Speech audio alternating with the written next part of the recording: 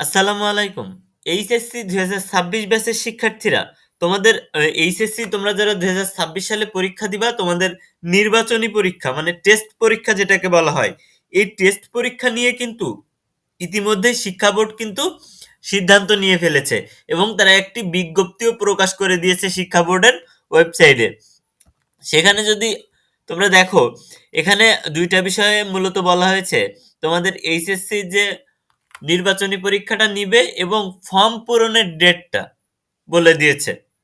দেখো, বিজ্ঞপ্তিতে এরকম বলা হয়েছে, মাধ্যমিক ও উচ্চ মাধ্যমিক শিক্ষা বোর্ড ঢাকা, ঢাকা এর যে তার মানে ঢাকা এর আয়ত্তাধীন, তার মানে সারা বাংলাদেশে উচ্চ মাধ্যমিক পর্যায়ে সকল প্রতিষ্ঠান প্রধান ও সংশ্লিষ্ট সকলকে জানানো যাচ্ছে যে ২০২৬ সালের উচ্চ মাধ্যমিক সার্টিফিকেট মানে এইচএসসি পরীক্ষায় অংশগ্রহণ ইচ্ছুক শিক্ষার্থীদের নির্বাচনী পরীক্ষা গ্রহণ শেষে ফলাফল আগামী ২৬/০২/২০২৬ তারিখের মধ্যে প্রকাশ করতে হবে। তার মানে ফেব্রুয়ারি ২৬, এখানে ফেব্রুয়ারি মাসেই তোমাদেরকে পরীক্ষা নেওয়া হবে।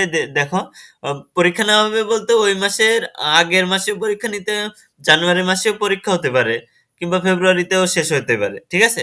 তবে ফলাফল আগামী ফেব্রুয়ারি ২৬ তারিখে প্রকাশ করতে হবে, তাই বলছে শিক্ষা বোর্ড। তো যেখানে ২৬ তারিখে তোমার হচ্ছে, যেহেতু খাতা দেখতে একটু টাইম লাগে, সেহেতু জানুয়ারিতেই তোমাদের পরীক্ষা হবে, সেটা ধরে নাও তোমরা। জানুয়ারিতে তোমাদের পরীক্ষা শুরু হবে।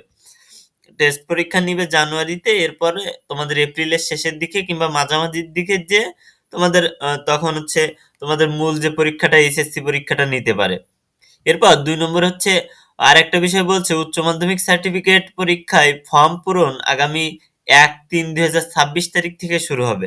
তার মানে মার্চের ১ম দিন থেকে, তার মানে ১ই মার্চ থেকে কিন্তু তোমার ১লা মার্চ থেকে তোমাদের ফর্ম পূরণের আ তারিখটা হচ্ছে শুরু হবে। ১ই মার্চ থেকে তোমাদের ফর্ম পূরণ করতে দেওয়া হবে।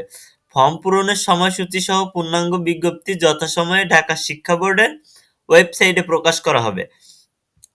বিষয়টি কিন্তু অতীব জরুরি। ঠিক আছে? তো এখানে কিন্তু তোমাদের যেহেতু জানুয়ারি মাসে তোমাদের পরীক্ষাটা নিয়ে নিবে, সেখানে কিন্তু তোমরা যারা এখনো পড়াশোনা ভালোভাবে করতেছো না, এখনো টাইম আছে। নির্বাচনী পরীক্ষায় যা করো না কেন, এখন থেকেই শুরু করে দাও। নির্বাচনী পরীক্ষা খারাপ হইলেও যেন এইচএসসি পরীক্ষাটা ভালো দিতে পারো। সেই